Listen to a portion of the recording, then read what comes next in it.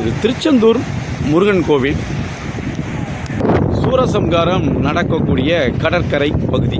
இதில் இருந்தால் சூரசம்காரம் நடக்கக்கூடிய பகுதி. இன்றைக்கி சூரசம்காரம் நடக்கக்கூடிய பகுதியினுடைய நிலையை பார்த்தாச்சுன்னா, திருச்செந்தூர் முருகன் கோயிலில் கடற்பகுதி முழுவதும் இதுதான் முருகன் கோயிலுடைய கடற்கரை பகுதி. கடற்கரை பகுதியில் ஒரு 150 அடி தரையில் இருந்து நம்ம கரை ஓரத்தில் இருந்து கடற்கரை உள்ள வரைக்கும் மண்ணை அரிச்சிட்டு போயிட்டு, இது இயற்கைக்கு மாறா தமிழ்நாடு அரசினுடைய மீன்வளத்துறையினுடைய கற்களை கடற்கரையை தட்டினதுனால இந்த ஒரு விபரீத நிலவு ஏற்பட்டிருக்கு. தூண்டில் பாலம் அமைக்கிறதுனால, தவறான ஒரு தூண்டில் பாலம் அமைக்கப்பட்டதுனால இன்றைக்கி அமளிநகர் பகுதி பக்கத்தில் அமளிநகர் கடற்கரை மக்களும் கடுமையான முறையில் பாதிக்கப்பட்டிருக்காங்க. ஏன்னா முறையாக தூண்டில் பாலம் அமைக்காதனால. சுப்பிரமணிய சாமி கோயில் அறுபடை வீடுகளில் 2ஆம் படை வீடான திருச்செந்தூர். இன்றைக்கி பாருங்கள், மூவர் சமாதியிலேருந்து 10 மீட்டர் தான் கடல் தொடர்க்கு. சங்கார மேடையிலேருந்து 10 மீட்டர் தான் கடல் வித்தியாசம் இருக்குது. முன்னாடி பார்த்தீங்கன்னா 100 மீட்டர் வித்தியாசம் இருந்துச்சு. பத்திரிகை நியூஸ்லாம் பார்த்துட்டு தான் இருக்கேன்.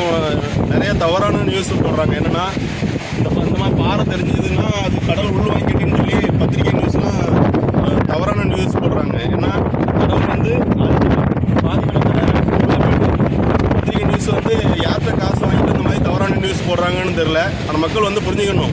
சூரசம்கார மேடையிலேருந்து 10 மீட்டர் தான் கடல் வித்தியாசம் இருக்குது. முன்னாடி எப்படி இருந்ததுன்னா, அந்த தூண்டில் பாலம் அமைக்கிறதுக்கு முன்னாடி 100 மீட்டர் வித்தியாசம் இருந்துச்சு. இந்த சூரசம்கார மேடைக்கும் கடலுக்கு 100 மீட்டர் வித்தியாசம். இப்போ பாருங்கள், ஒரு 10 மீட்டர் தான் வித்தியாசம் இருக்குது. கடல் 100 அடி உள்வாங்கியது அப்படின்னு சொல்லி பொய்யான நியூஸை போடுறாங்க பத்திரிக்கை. யார்கிட்ட காசு வாங்கிட்டு போடுறாங்க? அமைச்சரின் தவறான இந்த அணுகுமுறையை சரி கட்டுறதுக்காக இந்த பத்திரிக்கையை இப்படி முட்டு கொடுக்காங்களா என்ன? இது உடனே இந்து அமைப்புகள் தலையிட்டு இதை உடனே தடுத்து நிறுத்தணும். இல்லைன்னா இன்னும் இந்த துண்டில் பாலத்தை நீட்டணும்னு சொல்லிட்டு இருக்காங்க. ஸோ நீட்டணும்னு சொன்னால் இந்த கடற்கரை மண் ஒன்றுமே இருக்காது, திருச்செந்தூர் கோயிலே ஒன்று போயிடும். அந்த அளவுக்கு பாதிப்பு அதிகமாக இருக்குது. உடனே நடவடிக்கை எடுக்கணும் மாவட்ட நிர்வாகம். உண்மையான செய்திகளை செய்தி சேனல்களும் நாளிதழ்களும் வெளியிடாததால் இந்த திருச்செந்தூர் கோயிலினுடைய மண் அரிப்பு வெளியே தெரியாமல் இன்றைக்கு திருச்செந்தூர் முருகன் கோவிலில் பக்தர்கள் குளிக்க முடியாத அளவுக்கு, உங்களுக்கு பார்த்தாலே தெரியும், குளிக்க முடியாத அளவுக்கு இந்த நிலை எப்படின்னா ஒரு 6 மாதம் இந்த நிலை தான் நீடிக்கி. பத்திரிகைகள் தவறான செய்தி வெளியிடுதோங்கிற அச்சத்தை எங்களுக்கு உருவாக்குது.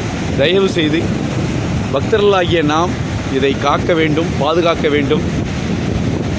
முருக பக்தர்களாகிய நாம் இதனுடைய அழிவிலிருந்து, முருகன் கோவில் கடற்கரை அழிவிலிருந்து காப்பாற்றிட முன்வாருங்கள்.